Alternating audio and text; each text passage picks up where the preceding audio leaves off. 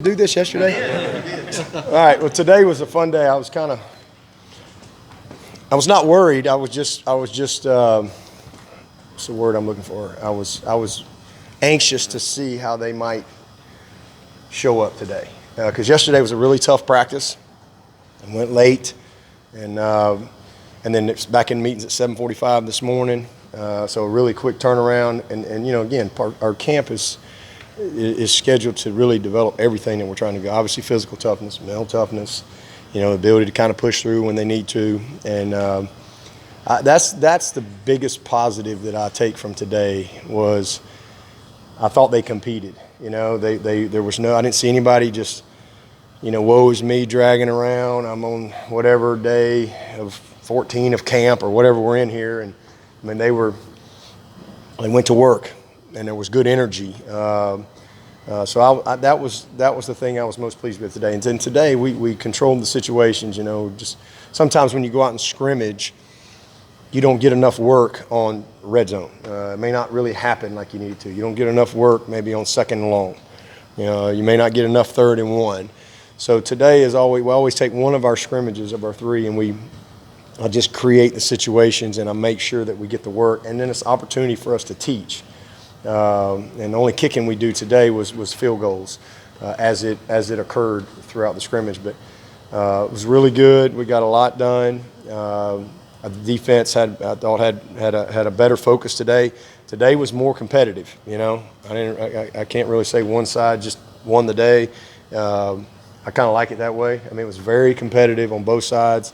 Offensively, too many mistakes from a discipline standpoint. You know, just jumping off sides. You know, we're very undisciplined right now as an offense when it comes to staying on side. I mean, our receivers, I mean, we got multiple receivers jumping off side, got tight end jump off side. You know, we got a tackle jump off side. I mean, just things that can't happen. Those are, you know, now it's 2nd and 8, it goes to 2nd and 13. And that's just first down, 1st and 10, now it's 1st and 15. So just some critical errors that way, but really a lot of good things, though. I really am pleased with what I saw out of the backs. I thought Adam Choice was awesome today. It was by far his best day. Really, really productive. And, you know, but the other three all had a really nice day as well, but I thought Adam really just kind of stood out today. You know, I thought the defense did a better job today of winning some of those 50-50 balls that they did not win the other day. I don't think they like seeing themselves go viral on social media. So there was I thought the defense won the majority of the 50-50 balls today. Of course, you know, Trayvon back today as well. He was back in the mix, and he's a pretty good player to throw back in there. But really, you know, just overall, I think we got a lot accomplished. We did make a game-winning kick with Hugo on a 2-minute situation. We did two 2-minute opportunities, one touchdown to win it, one field goal to win it. We did last plays. We kind of went through all the field zones, you know, balls on the 30, balls on the 15, balls on the 5, 2 seconds on the clock, last play of the game. You know, just what's the offense got to do, what's the defense need to expect. So it was a good day from that standpoint. But you know, I'm really impressed with what I saw from Denzel Johnson today and Nolan Turner. We gave both of those guys a lot of work with the ones today. And both of those guys have really made a move this camp, and both of them had huge plays. Denzel had one to win the game in 2 minutes, a breakup, and Nolan had a big 4th down stop. So just encouraged by the depth that I think we're creating there at safety. Those were two guys that we need to count on, and you know, so far they're having a good camp. Again, good day, got a lot done. Now we need to take this tape and we need to go another step. And then Thursday we'll come out and have one more good scrimmage, and then we're going to start kind of changing the tempo a little bit. Coach, did Mario scrimmage today? He did. Yeah, he did. Yes, he did. He got a little bit of work in there. Hang on. No, he did not. We kept him in green, but he went green yesterday and got some work, but we did not scrimmage him live today. Kyler got a lot of work. And did you get a prognosis on, it wasn't Trevion, it was Jurgen? Stinger? No, have not. Danny has not come to me with anything, so I don't know if they got the results back to test, but we'll meet in the morning as a staff and go over anything new. You starting to see any separation in the kicking battle? Hugel's a little ahead, it's still very competitive. But it's like any other position. We chart everything, and there's a grade every day. There's a grade every play, and then there's a cumulative grade. And it's that way for the quarterbacks, it's that way for the kickers, it's that way for the linebackers, it's everything, every single position. And then whoever wins, that's who starts. Whoever's got the best grade, that means you earned it in practice. It's where you are. And Hugel, on the competitive kicks that we've had to this point, if we played today, he'd run out there first. But we don't play today. He's got a couple more weeks to go. He come out there and start shanking it, and next thing you know, then Spence passes him up. And Spence is, I think Hugel's 80-something%, and Spence is upper 70s. So still very competitive, but Hugel's out front just by a little bit. That's where we are. And then Potter's doing a really good job as well. Is he doing enough on kickoff maybe to avoid a redshirt DT? Those are all things we'll talk about, but absolutely, if he's the best guy, then he could win that job. And he's doing a great job in the field goals too. He really is. He missed one in the scrimmage the other day, but he's been, he's third, but he's still been pretty consistent with what he's done with his reps and getting better and better, from a confidence standpoint. But I think he had a couple of kickoffs the other day, and both of them were like 9 deep. So we knew that coming in, what he had the capability to do. So we'll see how it goes. And we have not allowed Greg to kick yet. So some of it is going to depend on where Greg is from a kickoff standpoint as well. Going back to Greg, compare him pre-injury to now. I really can't tell he's had an injury. He's just back.